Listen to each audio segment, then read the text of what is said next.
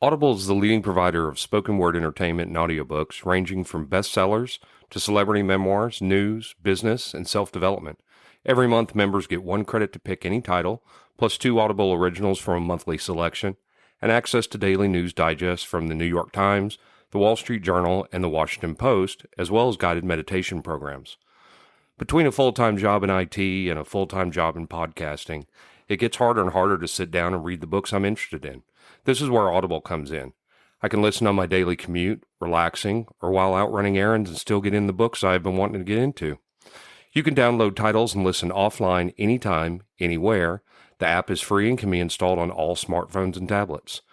Now you can try Audible risk-free with a special 30-day free trial by visiting audibletrial.com/nerdery and murdery. That's audibletrial.com/nerdery and murdery. Don't let your busy life get in the way of that great book you've been wanting to read. Go get your free trial of Audible today. This podcast is sponsored by BetterHelp. This is Geoffrey, and we've talked about many times before that I experience problems and struggles with my mental health. And really, without a healthy mind, being truly happy and at peace is hard.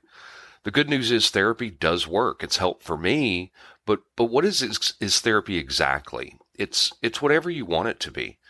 Maybe you're not feeling motivated right now and would like some tools to help. Or maybe you're feeling insecure in relationships at work, or you're not dealing well with stress. Whatever you need, it's really time to stop being ashamed of normal human struggles, and it's time to start feeling better because you deserve to be happy. And now you don't have to worry about finding an in-person therapist near you to help. BetterHelp is a customized online therapy that offers video, phone, and even live chat sessions with your therapist, so you don't have to see anyone on camera if you don't want to. It's much more affordable than in-person therapy, and you can start communicating with your therapist in under 48 hours.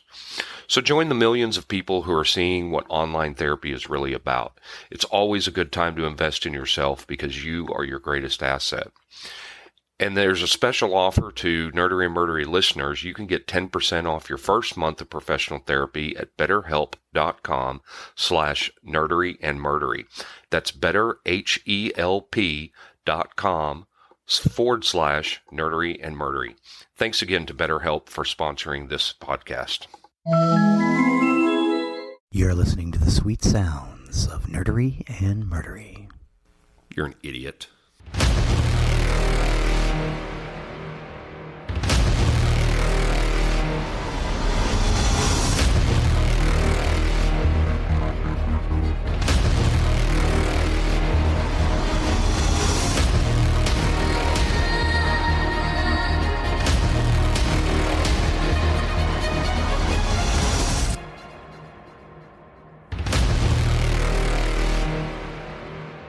All right, welcome to episode 26 of Nerdery and Murdery. 26, peoples. This episode comes out the weekend after Thanksgiving on November 26th, so hopefully everybody had a good holiday, good food, the football. So what I figured we'll go ahead and future forecast, and what was everybody's Thanksgiving meal? Oh, I'm thinking I probably had some garlic mashed potatoes. Yeah. And some turkey. Yeah. And some sopapilla cheesecake. Mm-hmm. And some other stuff. Well, I know we'll have turkey and ham and stuffing and mashed potatoes. You know, Thanksgiving is pretty traditional for what we eat. I don't like pecan pie. What? I'm not a pecan pie fan. No. I need your Southern card, sir. No, I just don't like pecan pie. That's okay. People have asked for mine because I don't like fried okra. I don't like fried okra either. Oh, it makes me violently ill. Yeah, it's a texture thing with the pecan pie. I just don't. I like pumpkin pie. I like a good cheesecake, but no pecan. No pecan pie. I just want my stuffing and my turkey, and if I can get it, pink stuff. You like the pink stuff? Oh, dude, that is. My on Christmas, my mother-in-law or my sister-in-law make sure I get it. Okay. Hopefully, usually my mom will make it. And I just, pink stuff is my favorite. The pink stuff. Yes. For those of you who don't live in the South that may not know what the pink stuff is, it's this concoction of whipped cream and cherries and pineapple and it's just yummy goodness. It's so yummy. Yes. I love it. Yes. It's pink stuff, or as we know it by the other popular name, the diabetes. The diabetes. It's definitely a diabetes dessert for sure. Diabetes. It's just sugary goodness. It's so good, though. So I'm sure that when this comes out, I'm still going to be eating leftovers and recovering from the Thanksgiving meal. So yes, turkey salad, baby. Oh, my favorite. Oh, I love a turkey sandwich. Good turkey sandwich. I can't have sandwiches some anymore. American cheese and some mayo on it. Oh, can't do the bread. Well, I can do a flatbread. So there you go. You can do a flatbread with it. I don't know how that would be for a good turkey sandwich, but a wrap would be good. Turkey wrap is delicious. Oh yeah. Oh, I could do a turkey salad wrap. Ooh. So, we jumped right into the food, and I am Zig with your nerdery, and I'm Geoffrey with your murdery. Into another week's episode. I'm so excited for this episode because I had talked about it, and I spent so much time. I spent so much time on this with mine. This is the one I've got is a wild story. Okay. And I'll give the shout out when we get there. It was a listener's requested story. Okay. It was a very hard story to cover because it goes all over the place. And I literally, on those murder crime shows where they have a picture board and they've got red string going from one place to another to kind of tie everything together. Mm-hmm. I literally did that on a Vizio document. Oh, wow. To put it all together. You had a murder board. I had a murder board because so many people come into this, and you'll hear it as we go through. I'm going to promise you, pay attention, maybe take some notes because I'm going to bring some people in. I try to put some footnotes in there, so I can remind you who this person is when they suddenly come into the story. Is it going to be like the Cimmerillion? Why does this person mentioned so many times in different ways? Definitely not as past Cimmerillion, but it's a wild, wild story. I'm so excited to cover it. Just because it's wild, and like I said, I'll talk about that more. So with all the good food talk and everything, I'm excited to hear your nerd side of the house this week. Well, awesome. This was a user. This was a listener request. Mm-hmm. So big shout out to Greg, our 100th listener. Yes. From episode 1, who requested we do Battlestar Galactica. Yeah, I've been excited for this one. I love Battlestar Galactica. Battlestar Galactica is an American science fiction media franchise created by Glenn A. Larson. The franchise originated in 1978 with the original television series, followed by a short-run sequel series, Galactica 1980. Terrible. A line of book adaptations, original novels, comic books, a board game, a video game, a reimagined version of Battlestar Galactica aired as a 2-part, 3-hour miniseries developed by Ronald D. Moore and David Icke of Star Trek Deep Space Nine Writers' Room fame.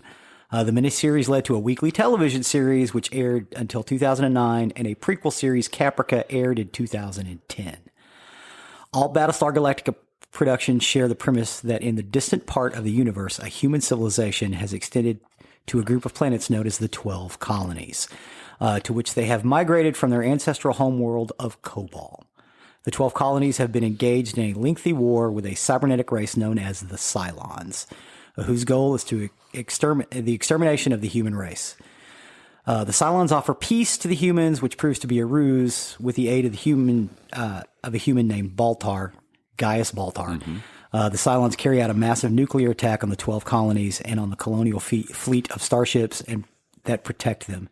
These attacks devastate the colonial fleet, lay waste to the colonies, and virtually destroy all but a population of 50,000. Scattered survivors flee into outer space aboard a ragtag array of space-worthy ships. Of the entire colonial battle fleet, only the Battlestar Galactica, a gigantic battleship and spacecraft carrier, appears to have survived the Cylon attack. Under the leadership of Commander Adama, The Galactica and the pilots of the Viper fighters lead a fugitive fleet of survivors in search of the fabled 13th colony known as Earth. I have 17 pages. Oh no, I and I don't doubt that you do. I mean, the first iteration of it in 78, is that correct? Yes, 78. I loved that series. I watched it all the time. And then when the reboot came out, that was when I was not only working full time, but I was going to college full time. I remember that. And I couldn't watch it. And I was so depressed because I really wanted to watch it. And I heard from y'all how good it was. I didn't get to watch it until almost 10 years later.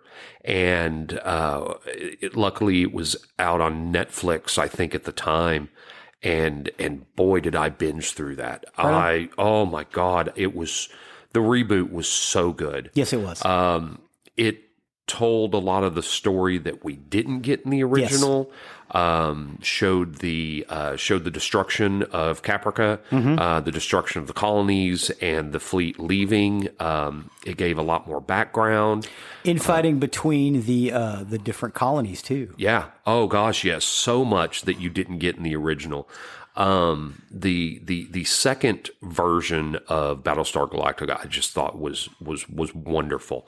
I hated when it ended because I loved it. I will say to this day that in the second iteration, when they reach Earth, Galactica 1980. No, not 80, in the new release, the one that I missed. When they reach Earth, stop watching. Just end it there. Yeah. Because the next 45 minutes will just make you mad. It will, and it's a perfect ending right there. End it, walk away, go on. I went to Caprica and I watched that, which that didn't get its due. Yeah, Caprica was too short. Like I said, it didn't get the time it needed, and then the final episode, they really just kind of crammed everything together to come to a final resolution, which leads you into, because Caprica is the prequel to Battlestar Galactica, and so they wanted to get you to the final spot, and so they rushed it. They did, and I really, really enjoyed Caprica a lot. I did. I thought Caprica was really good.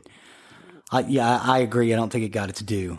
Yeah. It was a good series. Yeah. So circling back, James E. Ford detailed in Battlestar Galactica and Mormon Theology, a paper read at the Joint Conference of American Culture and Popular Cultural Associations on April 17th, 1980, and published as Theology in Primetime Science Fiction, Battlestar Galactica and Mormon Doctrine. The series incorporated many themes from Mormon theology, such as marriage for time and eternity and the Council of 12, lost 13 tribe of humans and the planet called Kobol, an anagram of Kolob, as Larson was a member of the Church of Jesus Christ of Latter-day Saints. I didn't know that. I did not either until I started researching this. However, he was unable to find financial backing for his TV series for a number of years. Battlestar Galactica was finally produced in the wake of the success of the 1977 film Star Wars. Right. As many sci-fi got a resurgence from that, because we've talked about it. We had Star Trek got its revival because of the success of Star Trek. Buck Rogers in the 25th Century, Flash Gordon, and Battlestar Galactica. The original Cylons of Battlestar Galactica robotic antagonist bent on destroying all humankind owes much to Fred Saberhagen's Berserker stories. And I know that Don really, really loved the Berserker stories. I have not read them. I don't know if you have. I've read Saberhagen's Book of Swords, but not the Berserker series. Well, it included Saberhagen's fictional race, the Builders, whose sliding single red eye became the signature design element of the Cylons. Oh, wow. Which continued to Sure. Yeah, throughout the series. Well, and that's, and I'm probably going ahead in your notes, and I'll say it and everything. While I had the love for the original, the reboot of it really detailed more the why. Yes. Why did the Cylons hate the humans so much? Why were they constantly chasing them? Why did they want to wipe them out? Yeah. Whereas In the original series, the Cylons were created by aliens, Right. who just decided to destroy humanity, Sure. just because. Sure. And there was no real motivation behind it. The re-release, there was motivation behind it. There was stories, there was stuff. So that's what I really liked about it. And the stories were more compelling. Yes. The original were really kind of episodic. I mean, granted, they were going towards a common goal in Earth, but they were still very episodic. Whereas the new one really had a very continuous storyline that was going on. Well, yeah, and like the original one, the Cylons were built by aliens. Right. Yeah. Right. You had said that. Oh, I'm sorry. Yeah. Well, that was the other thing. There was one alien Cylon left, and that was the leader, but I think he was cybernetic. Yeah. The one. Because I had the action figure. Yeah. Oh, I had that one too. I had several Battlestar action figures. I had Muffet. And I had Apollo and Starbuck. Cylon. I had a Cylon. I had a couple of Cylons, actually. At one point, I had a Cylon Raider, the old disc. Yeah.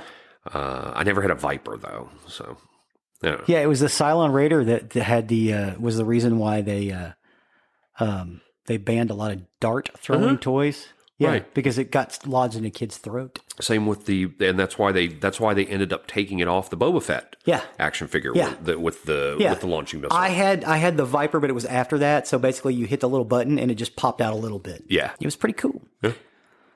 Circling back, as we do, Battlestar Galactica, the first episode of the TV series, was a long pilot TV movie. It was broadcast on September 17th, 1978. However, about 30 minutes before the end, the broadcast was interrupted by the signing of the Egyptian-Israeli Camp David Accords. Oh, my God. Yeah. And after the interruption was nearly an hour in length, the episode picked back up where it left off. Wow. Yeah. During the 8 months after the pilot's first broadcast, 17 original episodes of the series were made, 5 of them two-part shows. What they really wanted to do was make movies and just do TV movies, but they decided to do a series instead. It is the equivalent of a standard 24-episode TV season. Remember that? Yeah, we don't get that anymore. No, and there's probably a good reason for it. Again, you get filler episodes. Sure. Well, and they can release multiple seasons in a year. Yeah. You can do 10 to 12 and then release them later in the year. Yeah. It's sometimes maddening because I sometimes think, oh my God, this TV show is just way too short. Yeah. We don't get enough. But sometimes 24 seem too long. Yeah. Oh, it does now anyway. Yeah. So ABC, citing declining ratings and cost overruns, ABC canceled Battlestar Galactica in April of 1979. Its final episode was The Hand of God, was telecast on April 29th, 1979.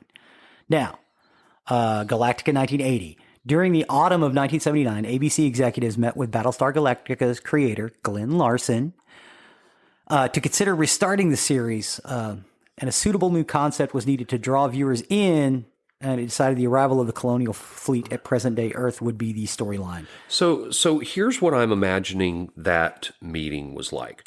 So Glenn walks into a room. There's a table full of people. Hey, let's talk about what we can do with Battlestar Galactica. And I think Glenn Larson said, okay, great. I have this incredible piece of shit that I want to give you, that I want you to put on TV because it's an incredible piece of shit. That's how I imagine that meeting went. I think that's about it. And it was still successful because it aired at the same time as Battlestar Galactica, but it didn't do as well because they had to scale everything back. Right, it was terrible. Yeah. In Battlestar Galactica, they said declining ratings, but it actually didn't. It was the fact that it cost so much to do the series that they had to scale it back. I wonder if that's what happened to Buck Rogers.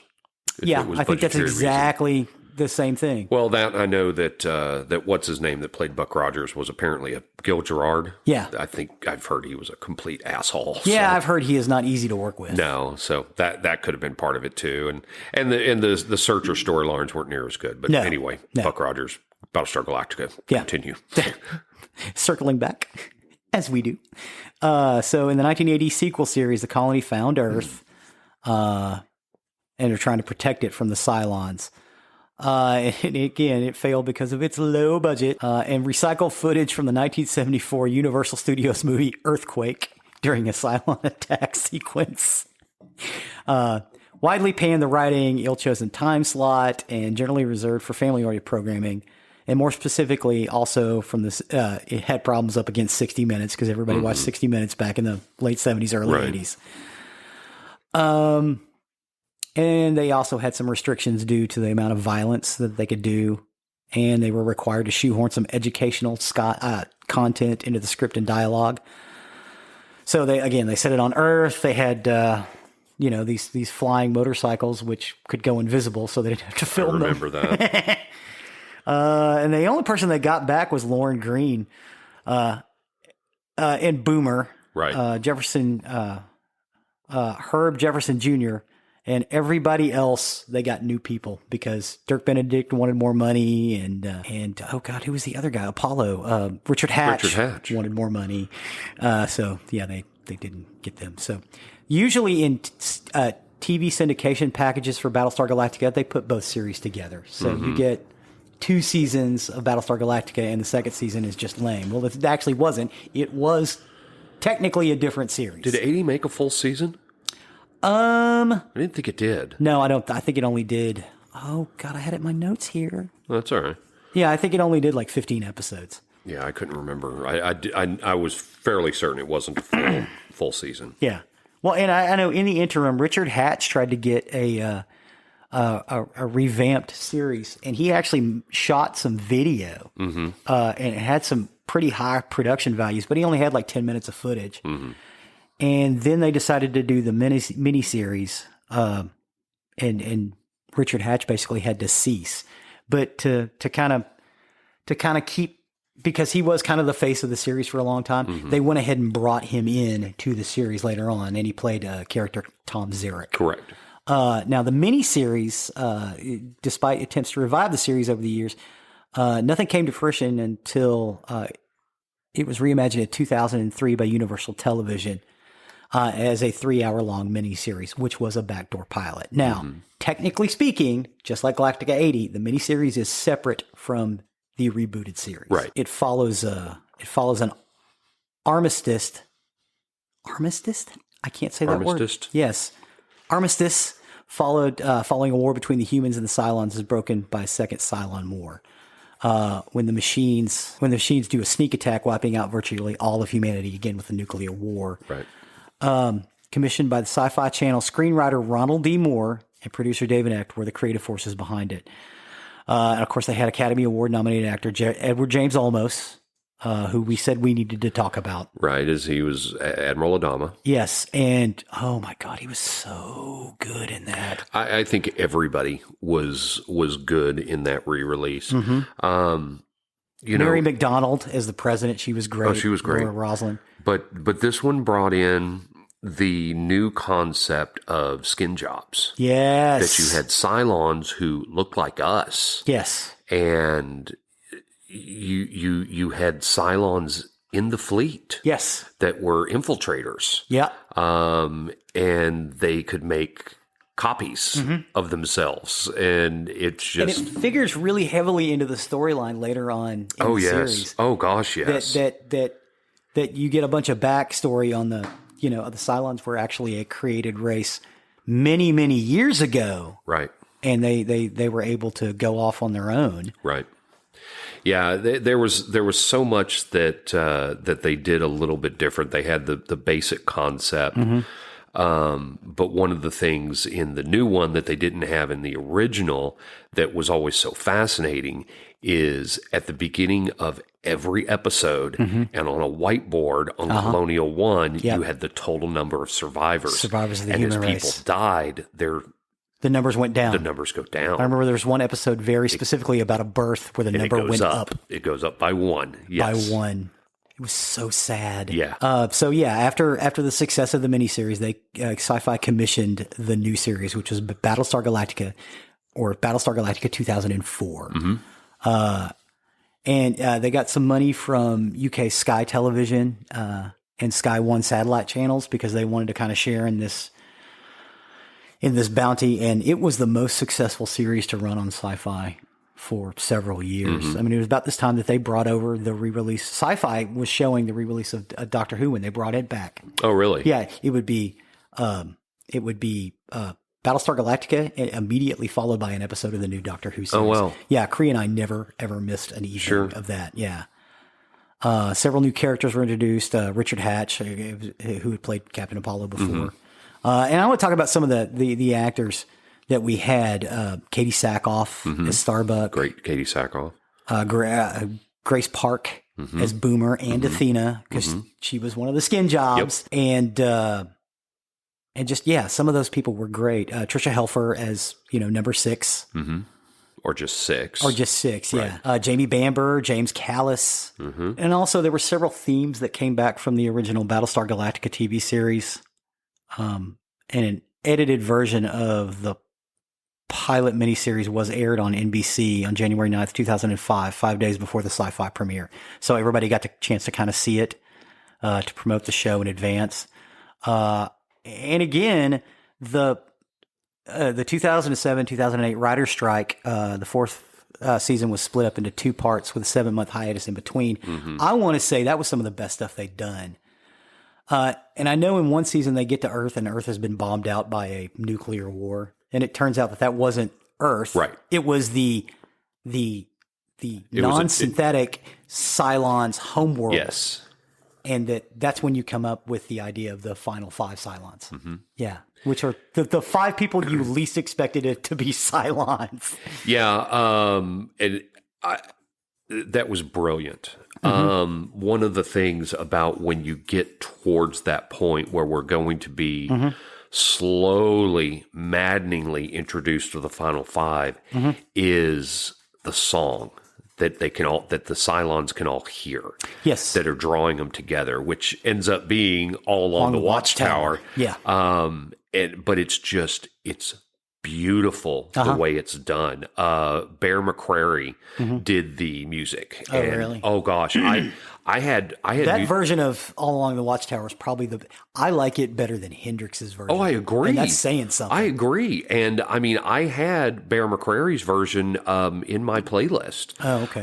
Music from there because Bear McCreary is great with music for shows and whatnot. And I've he's very he definitely puts his stamp on anything. If you hear something from Bear McCreary and Bear McCreary already, you're gonna be like, oh, that's Bear McCreary. Yeah.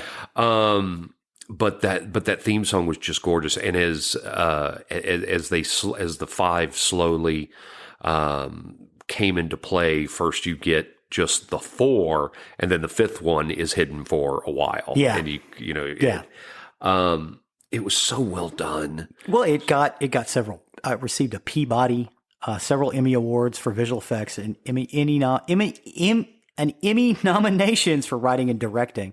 Time Magazine named it 100 best TV shows of all time. Wow. Yeah, that's pretty cool. Yeah, the new one, and and honestly, like Ronald D. Moore when he was doing DS9, when he was in the driver's seat, some of the best episodes that were written by Ronald D. Moore.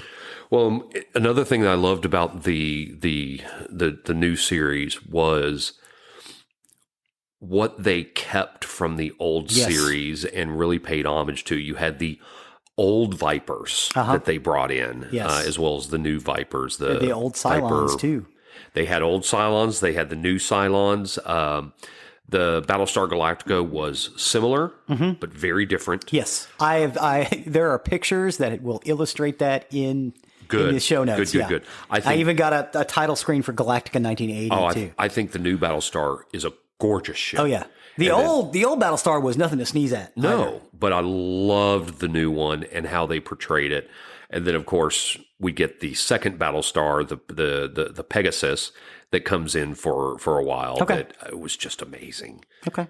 I'm sorry. Did I ruin something ahead of you? Okay. No. I was just my phone keeps scrolling, so I'm just trying to get it lined up. So yeah, I love the homage they pay. They even bring back some of the Cylon Raider saucers. Yes, at one point too. Yeah, when they talk about how how they kind of triggered the second Cylon attack, right? Because they sent somebody over the line just to see what would happen. Yeah. And that's the funny thing that where you get the difference in the Cylons themselves.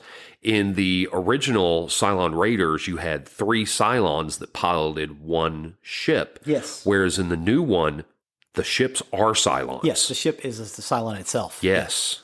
And that was a new change with it. Yeah. And then you even get one very specific one in Scar that keeps terrorizing the colonial fleet. Yes, because the Cylons are sentient. Yes. They may be robots, but they are thinking robots. Mm-hmm. Well, and Caprica tells you why. Yeah. Well, I was that was just about to get to Caprica. It was a prequel television series of the reimagined Battlestar Galactica series, which also premiered on Sci-Fi.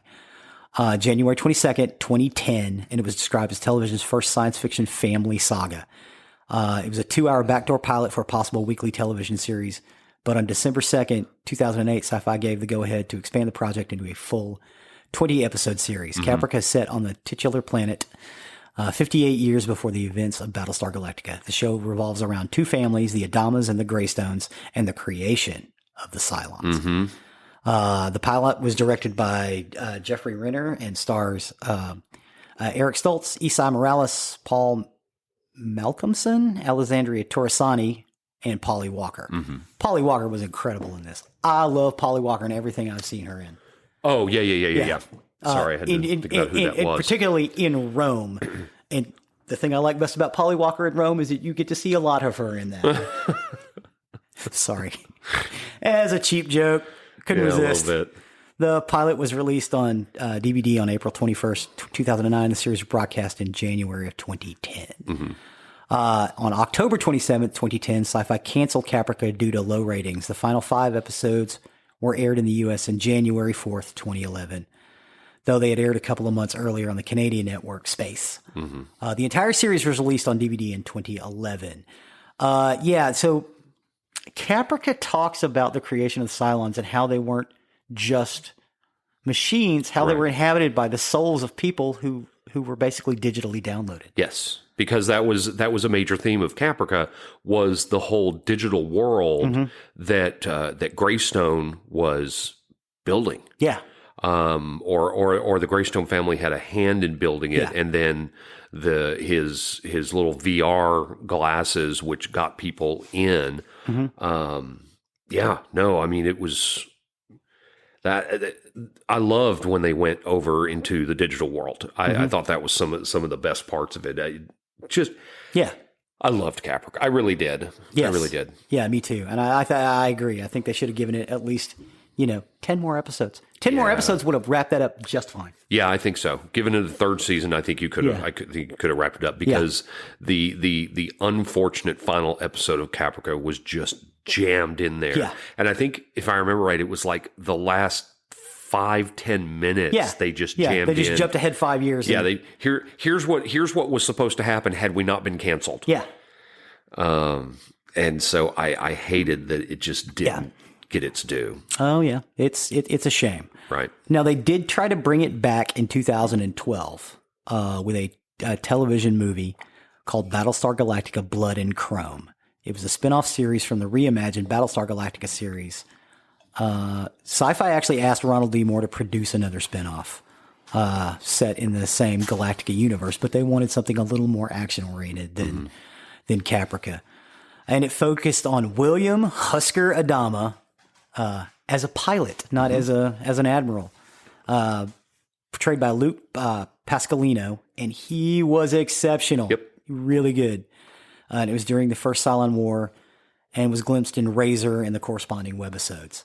Now, Sci-Fi decided against the moving forward with a series, but they did air a 10-part web series over the 4 weeks via machinima.com beginning on November 9th. The web series was also aired as a 2-hour movie on Sci-Fi. and released on DVD shortly. Now, I have seen Blood and Chrome several times. I have too. I think Blood and Chrome, I think they missed the shot by not doing that series. I think it would have been exceptional. Although I can see why it would be more expensive to produce than Caprica. Well, and so here's one for you kids.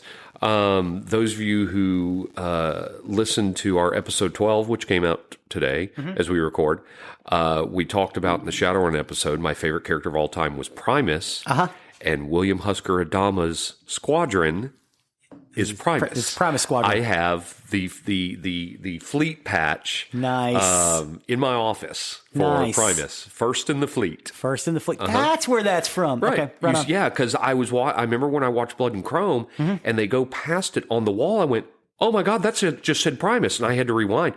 When I went back and watched Battlestar Galactica, the re-release again, you see it in there. Oh, yeah? It's in there too. Okay. Oh, yeah. Probably in his little metal shelf. Yeah. So, no, I think you actually see it on the wall just like you do in Blood and Chrome. Oh, yeah. It's painted on the wall. Primus first in the fleet? Yeah, a squadron. So Nice. yeah, I was like, hey, that's mine. And I had to have that patch. Right on. Of course you did.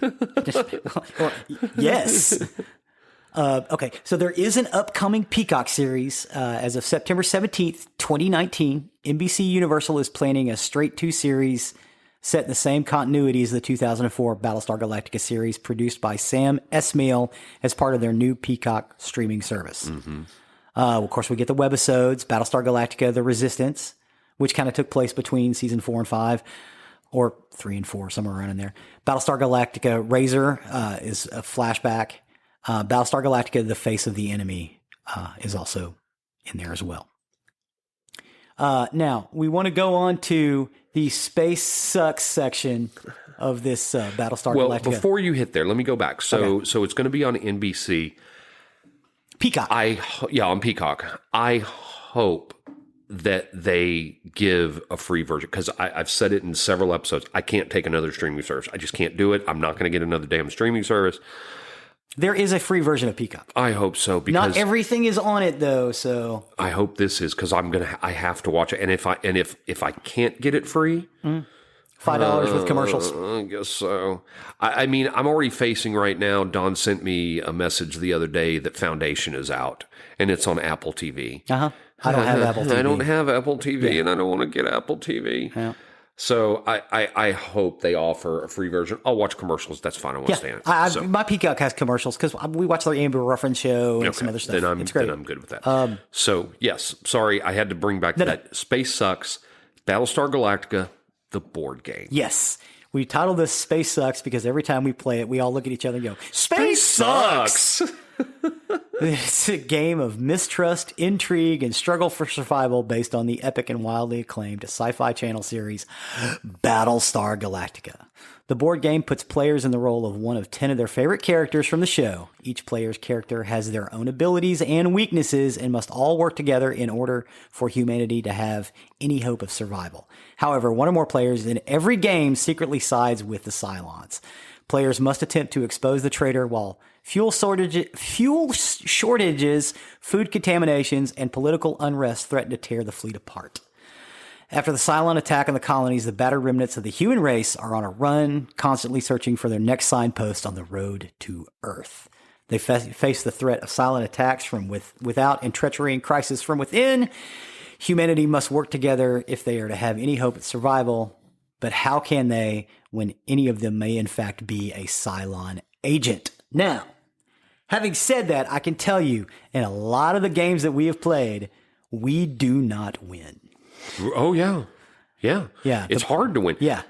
So there's the core board game and 3 expansions. I have all of them. Yes. We've played all of them. Yes. They're called expansions, but they're really honestly standalones. Yes. Because, when I originally got them, I thought, oh, okay, so you play the core and then you move right over to Pegasus. You can't do it. You have to start a whole new game, because if you start with the whole base of the game is you have a certain amount of food, water, and population. If any of those 3 ever reach 0, you lose. So if you jump right from the core into Pegasus and you don't reset those dials, You can't win. You can't win. You absolutely cannot. But the why it's so hard to win. So let's say we're playing a game and everybody gets a card, and this card says you are Cylon or you are not a Cylon. You're not one a of the Cylon. two. It's 3 to 6 players too. Is Semi-cooperative it game only for 3 to 6 players. Because I Yeah. think you can go more where you get. Yeah, no, I know you can do more where you get more Cylons. Oh yeah, I think that's in the expansions. Yeah. Yeah.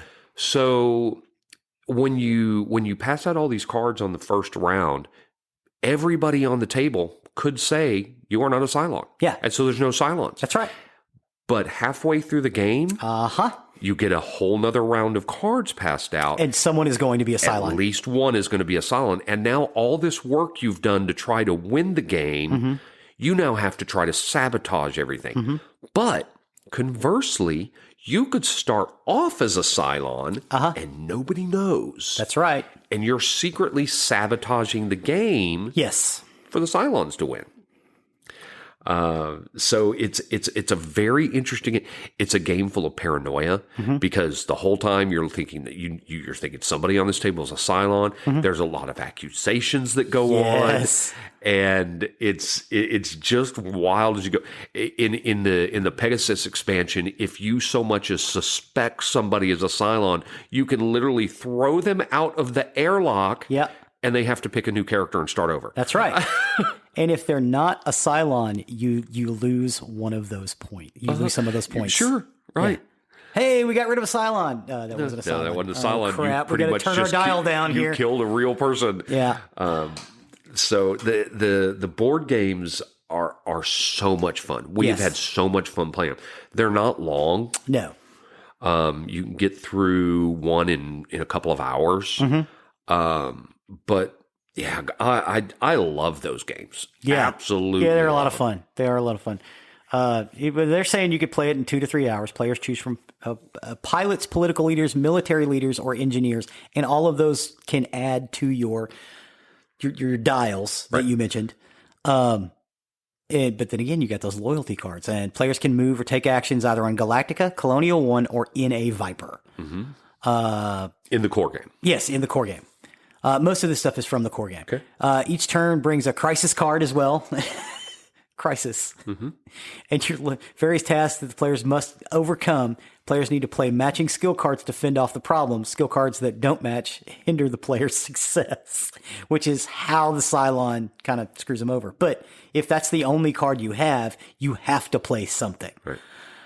Fate could be working against the crew as well as, again, the traitorous Cylon. As players get closer and closer towards reaching the Earth, another round of loyalty cards are passed out. And yeah, a Cylon will turn up by that point. You have to keep up the food, stores, fuel levels, and it's morale. Morale is what drops if you accidentally kill a human being. Yeah, so there's 4 dials. Because fuel level and ship morale. No, it's 3. Oh, is it just 3? Okay, so it's not population, it's morale. Okay. No, it's food, fuel levels, and ship morale. Okay. Gotcha. Oh, and population. Yeah, yes, so there's 4. Yeah, that's 4. Yeah, that's right. So if any one of the 4 dials goes to reaches 0, you lose. And we have lost a lot. We've won a few times. We have. Yeah, but usually we lose, and it's like space sucks. Well, especially because you'll lose things, and some of the missions you go on, whether you succeed or fail the mission, it sucks, and you still lose one of your numbers on your dial, but succeeding just makes it less bad. Yes. Hey, we made it to the jump, but we lost numbers on all 4 of these dials. Oh, that's another thing too, because once you start getting overrun with Cylons, you can make the jump to light speed to spin up the FTL. Yeah. But if you haven't fully spun it up, you will automatically lose population because the jump is just too rough. Yeah. Yes. Yeah, or you lose ships. Yeah, because it is a fleet. Right. Yeah, and of course the expansions are Pegasus. Wait, there are 3 expansions of the game, so they have extra characters, and the Pegasus is in one of the expansions. Correct. Yeah, there's the core and 3 expansions. Yeah, because if you have ships out in the water, out in space, and you make the jump to light speed, I think you leave them behind. Maybe. Yeah. Yes, and you lose population and morale because you left people behind. Yeah. Yeah, so you've because basically if you make the jump too early, you haven't prepared the fleet, and so you've left people behind. So if you spin up the FTL properly and get green across the board, then you can jump and bring your ships and your people with you. So it's definitely to your advantage to spin up the FTL properly before jumping, but sometimes you get to a point where you've got so many Cylons, you just have to jump. If you don't, you are going to lose. Because the second you jump, all the Cylons on the board are gone. Yeah, but you also can't get killed by Cylons either. Right. Well, that is basically it for Battlestar Galactica. I think that was very well covered. Thank you. Thank you. Did we cover all of it? Did we cover all the bases? I think so. I kind of rushed. I thought I was talking too fast there for a minute. If so, I apologize. No, I think we covered it very well. I think, we both agree that the re-release is the best. Yes. The most intriguing. I would say Caprica is next, and then the original third. I'm going to put Blood and Chrome in there. Oh, well, yeah. If you put Blood and Chrome, I would put Blood and Chrome before Caprica. Yeah, me too. Yeah, it'd be like the re-release. And again, I'm usually counting the miniseries along with it. Mm-hmm. But and I do too. Yeah. I do too. And then Blood and Chrome, and then Caprica, and then everything else. I am excited for the new one. I really am. You know what? I will say this about the pilot of the original series, the 1978 pilot. Part of the thing that I think they lost when they went to a series was they did deal with the sadness of being the last of their kind. Sure. They dealt with that in the pilot, but in the new series, Battlestar Galactica, they dealt with it in every episode. Oh, sure. Because it's like, oh, well, I guess we're okay now. No, we're not okay. Well, we're all messed up. And so that's another thing that's a big difference between the re-release versus the original. If you were to watch the original today, you're going to understand fairly quickly that they're being chased by the Cylons. But overall, life looks pretty good for them. Yeah. In the re-release, life sucks. Yes. They're constantly low on water, on food, on fuel. They're constantly losing people. There is tragedy. There is strife. They're dirty. They're not clean and you've cut all the time. And so that's what I think is the big stark difference between the two is the second iteration of it really made you feel that life is tough for these people. Yeah. They are trying to find a home and away from these Cylons, and they're not doing well. So that's really the big difference on why I hold the newer one, not just the special effects, not just the writing. Well, I mean, yes, the writing, not just the special effects and the stories. Yeah. But just how well they show this is a very small fleet of people who are just trying to hang on. Yeah. So that's why I like them. Right on. Cool. So, awesome. Excellent. I fully enjoyed that. I was excited when Greg mentioned that he'd like us to do it because I was like, I'm all Greg, over we this. need to hear about this once you listen to it. Yeah. We need to know what you thought. Opinion. Yeah. So cool. He's going to be like, you rushed through it. Well, we did, it was like an hour. So great. So then with that, I'm going to step over to the murdery side. And murder. So for my sources on this, I got information off Fox 29 News, Philadelphia, East Idaho News. I got a ton from them. KUTV Channel 2 News, Inside Edition, Wikipedia, and you're going to love this last one. Wicked Truths and F-Bombs. Wicked Truths and F-Bombs. They were a great site, too. I had mentioned it, I think, before, but shout out to one of our fans, Angie, for recommending this topic. She wanted to hear this. She actually gave me a couple, and I'll do the other one a little bit later. Angie, who used to work with us? Uh-huh. Oh, cool. Yep. What's up, Ange? So thank you for that. This was a hard one to track, research, and put together. I mean, it was hard as in difficult to follow. Not that it was gory or anything like that. It was just very difficult to follow. I had a great time researching this one. Like I said, I went for 2 months trying to put this together. And I'm really so excited to tell this story. And dude, it is wild. Wild, wild. You better have 2 seatbelts for this one. Hold on. 5-point harness, baby.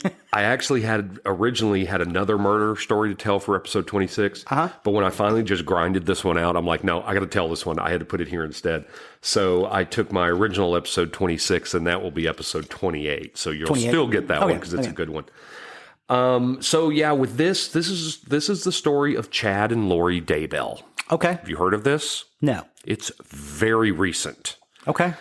So as I go through this, kind of bear with me because I'm doing this in a timeline fashion.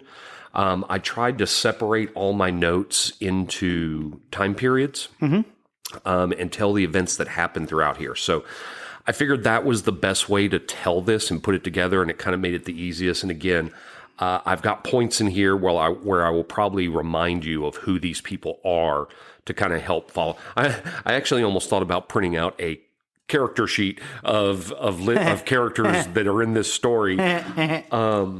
So we're going to start in 1990. Okay. Chad Daybell, who was born August 11th, 1968, and Tamara Tammy Douglas, born May 4th, 1970.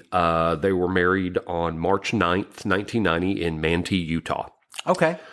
Chad graduated from Brigham Young University in 1992 with a Bachelor of Arts in Journalism. Okay. In journalism.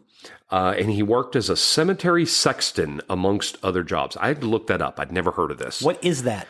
It is an officer of a church, congregation, or synagogue charged with the maintenance of its buildings and or the surrounding graveyard. So it's also sometimes called a grave digger, but that's not just the groundskeeper. Yeah. So a cemetery sexton. So there's a new phrase for you.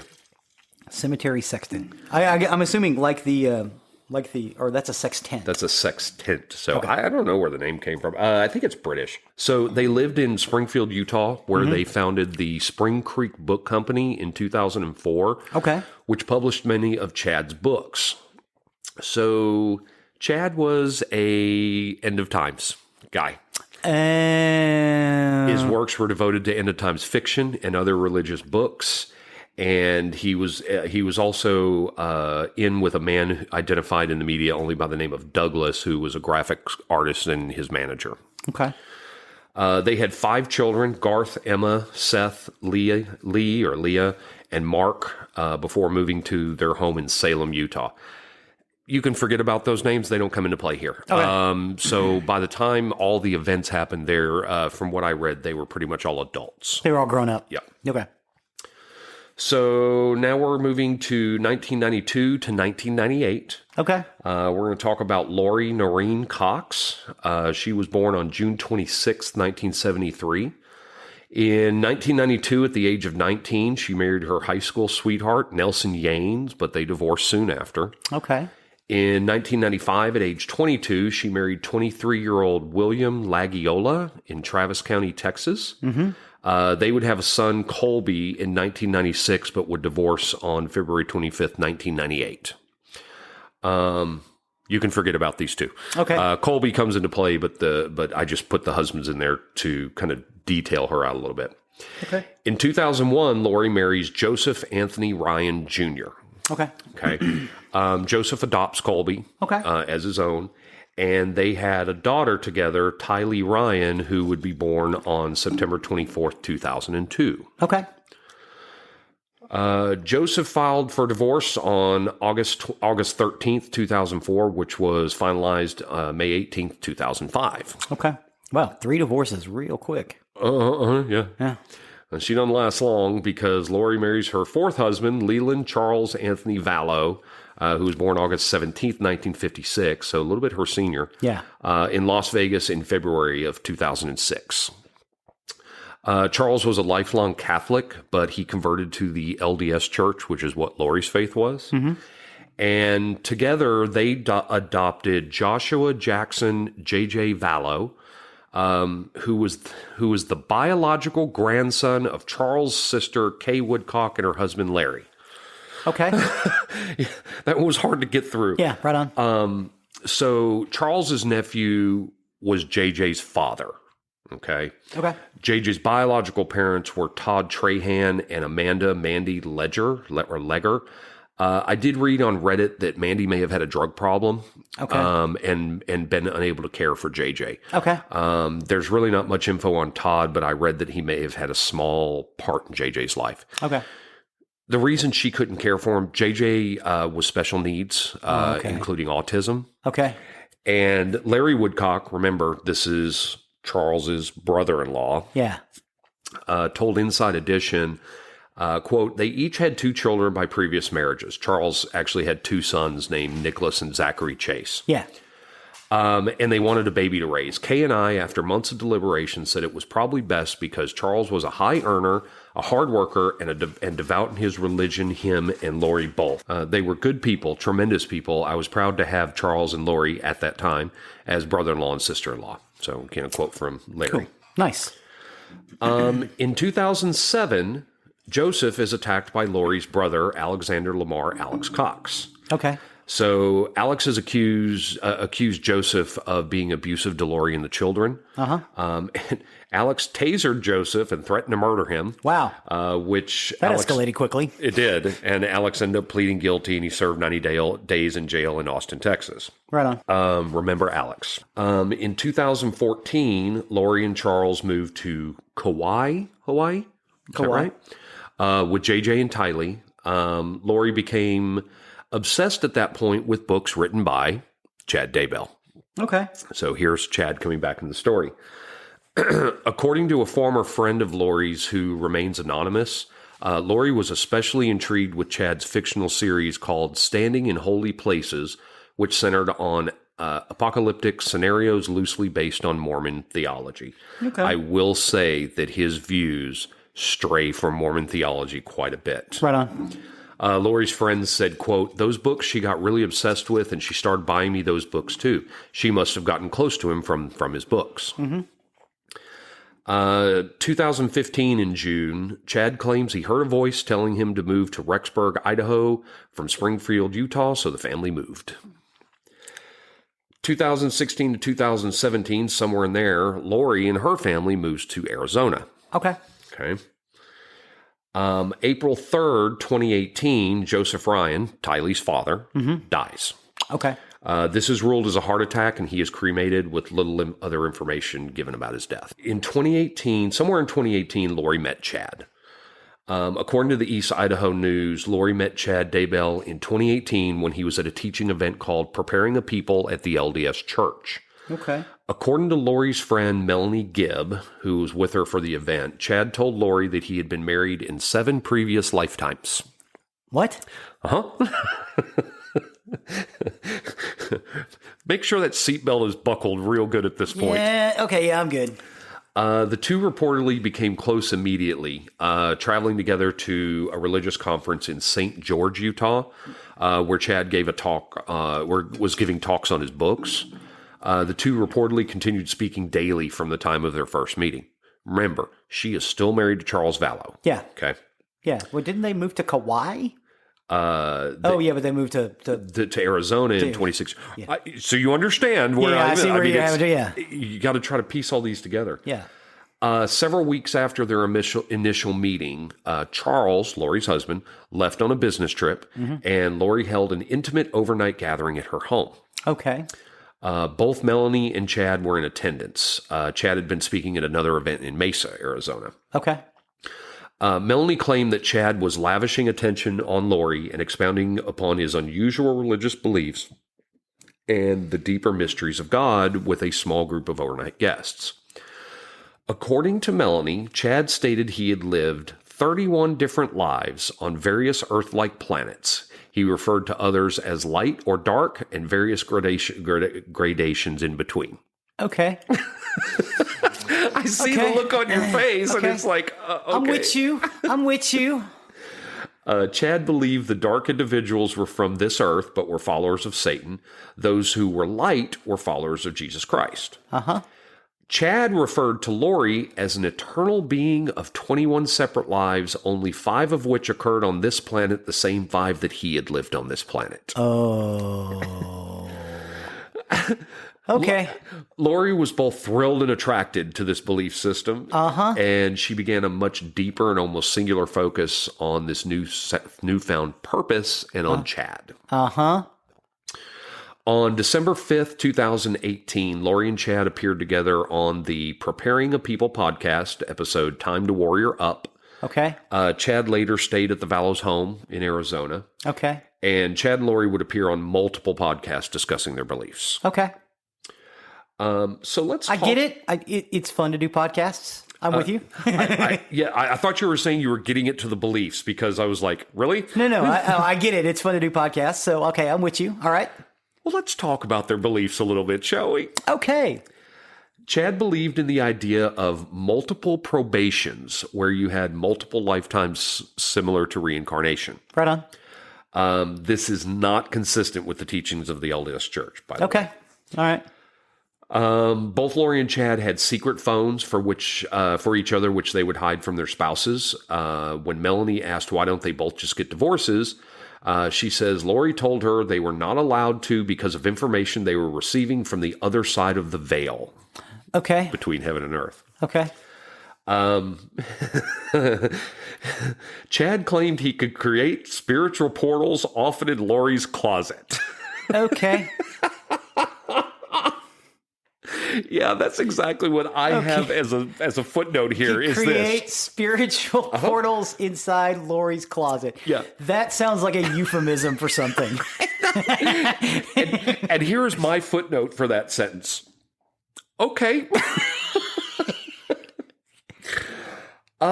Chad and Lori had an extensive spiritual chart that would rank everyone from biblical prophets and apostles, current and past LDS church leaders, celebrities, friends, and family members based on their spiritual level. Okay. The 4-page chart would list how many previous lives each person had lived, if those lives were lived on Earth or somewhere else, their previous names, and whether they were light or dark spirits. Okay. Chad and Lori also claimed to know the number of zombies living in each state. Are you following me here? Are you with me? I'm with you. The number of zombies living in each state. Yes. Yeah. I am with you. Okay. Chad told Lori that Charles, her husband, was a zombie. Okay. Melanie, her friend, remembers. The one that moved her out to Kauai and then to Arizona. To Arizona. Yes, Charles. Yeah, the nice man who adopted the children. And do you see why I had to create a document on these people and where they were? Yeah, I'm with you. Okay. Her friend Melanie said, quote, he described to her that Charles was no longer Charles. This unclean spirit that was friends with Charles on the earth, they used to be friends and has now passed on. And he is this unclean spirit of the earth roaming around. And now he's attached himself to Charles and has now entered his body and taken over. So he's not really Charles anymore. He's now this guy named Ned Snyder. Oh, he has a different name. Yes. Okay. All right. I'm with you. Chad himself. I am following the events. I hope you are, because I had trouble with these. Chad said he himself was considered a Holy Ghost. Okay. And Melanie said that anyone who came to disagree with Lord and... Sorry, all I can see is Charlie Brown in the Halloween episode. Please go ahead. Melanie says that anyone who came to disagree with Lori and Chad would be labeled as a dark spirit. Well, of course they would. It became their commission to rid the world of zombies. And Melanie says they would do it via prayer and would claim success when people died in the state they were praying about. I have a sneaky suspicion this story's about to take a dark turn. Well, in February 2019... Lori informed Charles, her husband, that she no longer cared about him or JJ and claimed she was the reincarnated wife of Mormon Joseph Smith. Okay.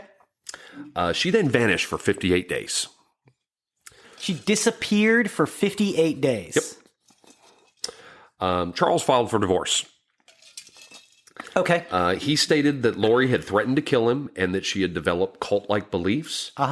He said she took $35,000 from their bank account and stole his truck. And they were together a long. I mean, I know she had like 4 husbands real quick, and then she married this guy, or was it 3 husbands real quick? And they were together for several years, right? So let's see. They got married in like 2006. Yeah. And this is like 2008. No.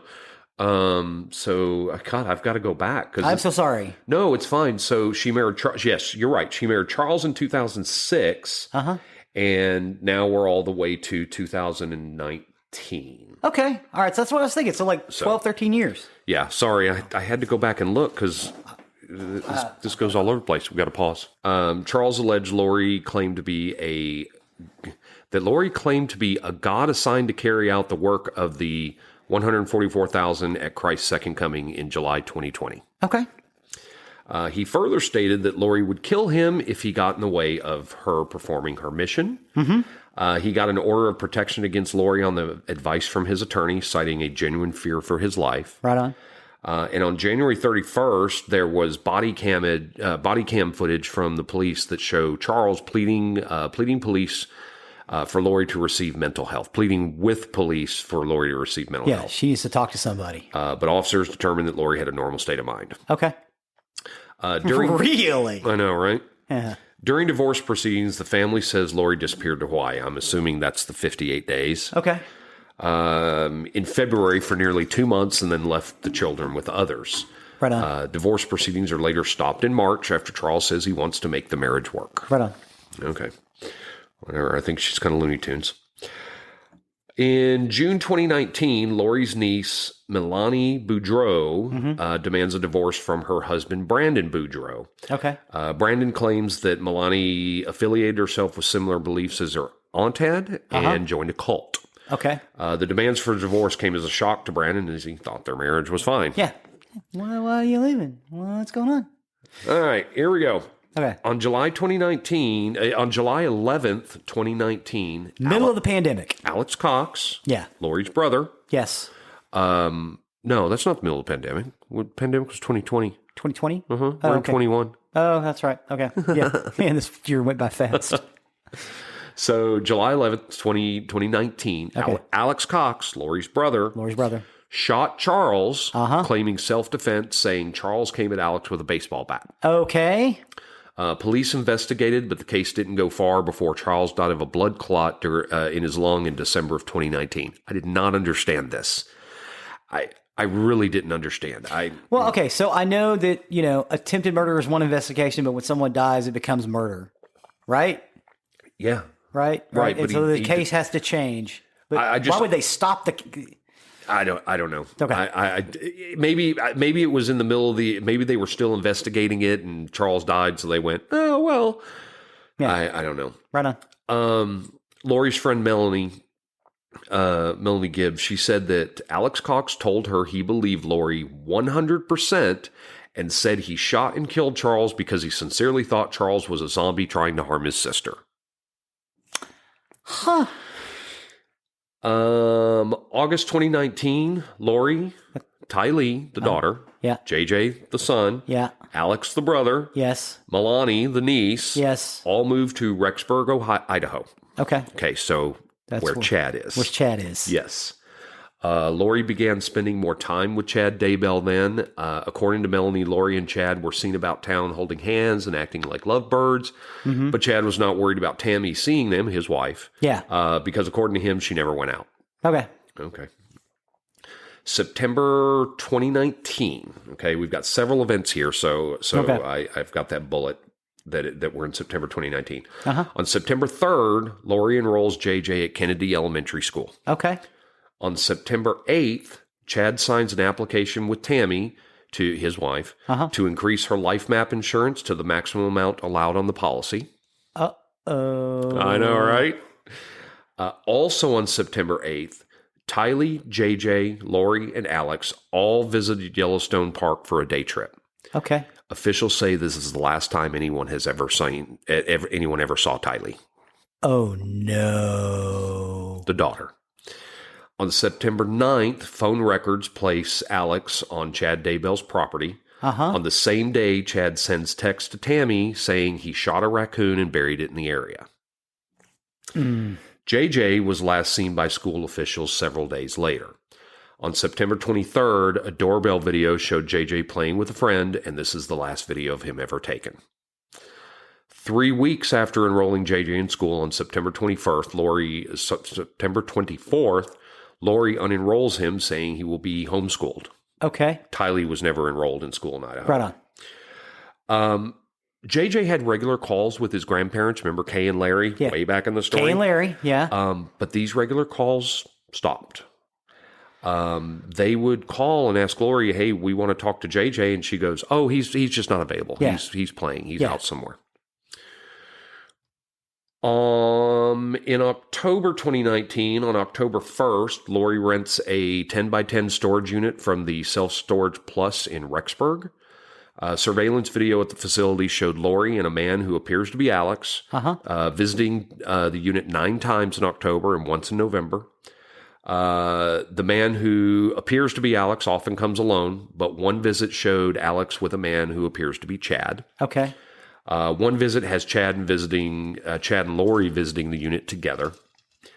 Later, this would be abandoned, but it was discovered to have items belonging to Tylee and JJ, such as clothing, bikes, and photographs. Oh, no. On October 2nd, Brandon Boudreaux, remember that's Lori's niece's ex-husband. Yes. Calls police to report being shot at. It was reported that the shooter was driving a Jeep registered to the late Charles Vallow. Okay. So dead husband. Now we have someone who is driving his Jeep shooting at Brandon Bordeaux. Yeah. The other zombie, I'm assuming. Also on October 2nd, Lori purchases a wedding ring on Amazon. Okay. October 9th, Tammy Daybell, this is Chad's wife. Yes. Calls 911 to report a masked man shot at her several times with a paintball gun in her driveway. With a paintball gun? With a paintball gun. That's what she said. On October 10th, a Venmo payment was sent to Colby, Tylee's half-brother. You have to go all the way back there. Okay. A Venmo payment was sent to Colby from Tylee with a message that read, "We love you." A second Venmo payment was sent to Colby on October 16th from Tylee with a heart emoji message. Okay. October 19th, Chad Daybell calls 911 saying Tammy died in her sleep at their Salem, Idaho home. Okay. Chad said Tammy had gone to bed the night before with a terrible cough. Detectives and investigators visited the home and ruled the death as natural. And then Tammy is buried on October 22nd at the Evergreen Cemetery in Springville. Okay. October 22nd. Okay. October 25th, a friend of Tylee's received a text from Tylee's number saying, "Hi, miss you guys too, love you." Colby said he sent multiple texts to Tylee saying he was worried about her and received responses saying she was safe but too busy to talk. Okay.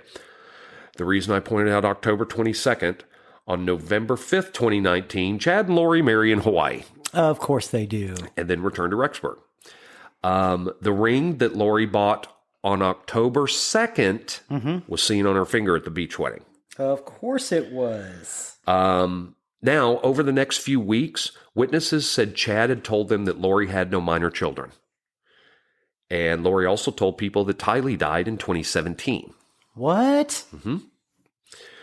On November 26th, the Rexburg Police Department conducts a welfare check for JJ at the request of his grandparents, Larry and Kay. They told police they had not heard from JJ in months and about the regular phone calls they used to have with JJ. So officers went to question both Lori and Chad about the children's whereabouts. Yes. But they lied to police about the knowledge of where they were. Lori told police that JJ was with her friend Melanie in Arizona. Okay. The police did get suspicious, so they went to request a search warrant. Okay. On November 27th, they got the search warrant and went back to the Daybell house, and the Daybells had disappeared. Oh, wow. December 2020, on December 1st, Chad and Lori board a flight to Lihu, Hawaii, on the island of Kauai. It's on Kauai. Their children are not with them. December 6th, Melanie, the friend, called the Rexburg police to tell them that Chad and Lori called her on November 26th and asked her to lie about JJ being with Melanie. Oh. She said later in an interview, "It was about Thanksgiving and everything changed. I thought that JJ was safe, and I get a call from Chad 2 days before Thanksgiving, and I still feel emotional about it. He said, 'Melanie, it's Chad, and if the police call, don't pick up the phone.' My heart just dropped. I was so confused. I'm like, what?" And he says, "Yeah, the police are over at Lori's house checking on JJ." And I'm like, "JJ's not with Kay?" "No." My heart dropped deeper, and I just knew something was wrong, but I didn't know. I didn't understand. Right on. Chad told her that Kay was trying to kidnap JJ. And then shortly after that call, Lori calls Melanie and asked Melanie to tell police that JJ was with her, even going so far as to ask her to take a photo of the children at a movie theater as proof that JJ was out playing with other children. Right on. Melanie told the police everything. Yeah. She also told police that Lori once told her that Tylee and JJ had become zombies, and that Chad had taught her that once a person becomes a zombie, death, quote, "death of the physical body is seen as the mechanism by which the body's original spirit can be released." Oh, no. On December 7th, police became suspicious of Tammy Daybell's death and ordered her body to be exhumed and an autopsy to be performed in Utah. Okay. The results of this autopsy have not been released to this day. Okay. On December 12th, Alex Cox dies in Gilbert, Arizona. His autopsy revealed he died of a blood clot. So who knows with this, but now the brother has died. Right on. December 20th, the Rexburg police announced that JJ and Tylee are missing and that their disappearance is possibly linked to the suspicious death of Tammy Daybell. Chad and Lori are named as persons of interest. Okay. On December 23rd, the attorney representing the Daybells, Sean Bartholick, releases a statement calling the parents loving and devoted. He says the allegations will be addressed once they move beyond rumor and speculation. Right on. On December 30th, the Rexburg Police Department issues a news release saying they have information indicating Lori knows either the location of the children or what has happened to them. They called the parents' lack of cooperation astonishing as the couple refused to cooperate. Wow. January 2020, on January 3rd, local investigators and the FBI serve a search warrant on the Daybell home in Salem. Right on. The Fremont County Sheriff, Len Humphreys, says investigators recovered 43 items, including computers, cell phones, journals, documents, and medications. These are all sent to the FBI for further analysis. Right on. Leigh and Carrie Woodcock, the grandparents of JJ, traveled to Rexburg from their home in Lake Charles, Louisiana, and they announced a $20,000 reward for information leading to the recovery of Tylee and JJ. Right on. On January 10th, Chad's brother Matt issues a statement pleading for Chad to cooperate with the investigation. Matt also said that the family had had very little contact with Chad due to concerns about his religious claims and the books he wrote. Okay. Police body cam footage is soon released after this, showing the moments after they believe Alex Cox shot Charles Vallow. The footage helped police show that Alex and Lori's story of the event contradict each other, so they're building their case. Yeah, sounds like it. Investigators then found the Daybells in Hawaii, and on January 25th, a judge ordered Lori to bring the children to officials to prove they were safe. Police served the notice to Lori saying she must produce JJ and Tylee to the Idaho Department of Health and Welfare or the Rexburg Police Department within 5 days. Mm-hmm. Yeah, that doesn't happen. Yeah, I didn't figure. So we go to February. Yeah, because I don't think she can. Yeah, we go to February. February 12th, Kay Woodcock tells reporters that in February 2019, Charles Vallow removed Lori from a $1 million life insurance policy and named Kay as the sole beneficiary. Okay. On February 20th, Kauai police arrest Lori on a $5 million warrant out of Madison County, Idaho. She is charged with two felony counts of desertion and non-support of dependent children. She is also charged with obstructing officers, criminal solicitation to commit a crime, and willful disobedience of the court process. Right on. That's because the only reason she wasn't charged with murder, they hadn't found the bodies yet. Right. On February 26th, Lori waived her extradition to Idaho after 6 days in jail in Hawaii and multiple attempts to reduce bail. Mm-hmm. So on March 5th, she gets extradited back to Rexburg.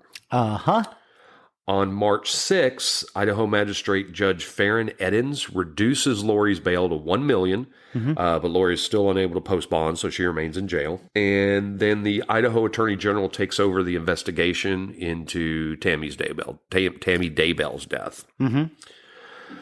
On April 9th, 2020, the Idaho Attorney General released a letter saying that Chad and Lori are under investigation for conspiracy, attempted murder, and or murder. On May 25th, 2020, JJ's birthday arrives and passes. And, the relatives are still waiting for answers. Kay Woodcock wrote in a Facebook post, our feelings of extreme anguish and despondency were prevalent throughout the period beginning JJ's 8th birthday. Our Rexburg family hosted a poignant vigil on Monday, 5/25, in honor of our little man. We are confronted knowing their commitment is as strong as ours. Right on. June 9th, 2020, around 7 a.m., authorities serve a search warrant at Chad's home. Within a few hours, investigators uncover human remains. Of course they do. Where the dead raccoon was buried, I'm sure. Right. At 11:30 a.m., Chad is taken into custody about a mile from his home.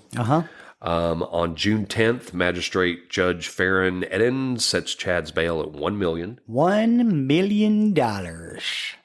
And on June 13th, authorities officially confirm the remains as JJ and Tylee. JJ was found wrapped in plastic and bound by duct tape. Tylee, this just killed me. Tylee was dismembered and burned. So yeah, I know. Unbelievable, to be honest. In March 2021, on March 22nd, Lori and Chad have had their cases merged together and they're being tried together. Okay. On May 24th, 2021, Lori and Chad are indicted on the charge of conspiracy to commit first-degree murder, and grand theft by deception for the deaths of Tammy, Tylee, and JJ. Right on.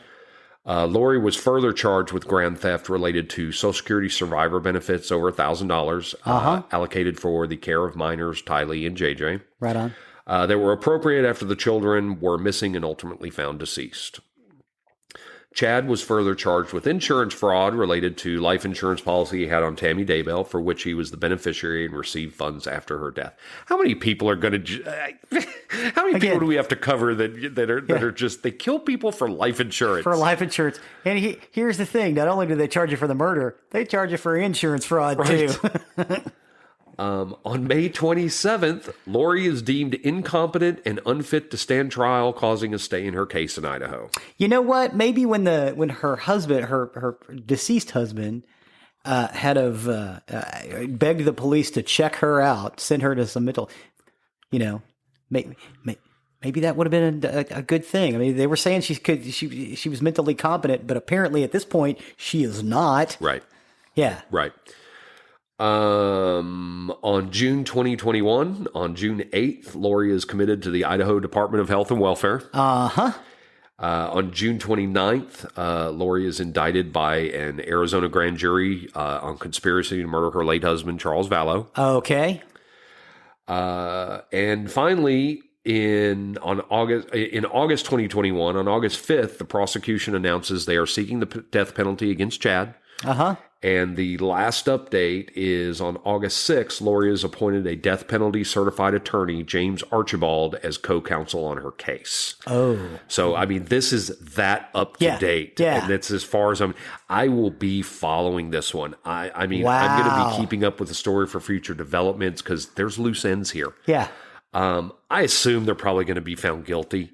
But it's going to be interesting to see if Lori ever stands trial or just ends up in an asylum. An asylum for good.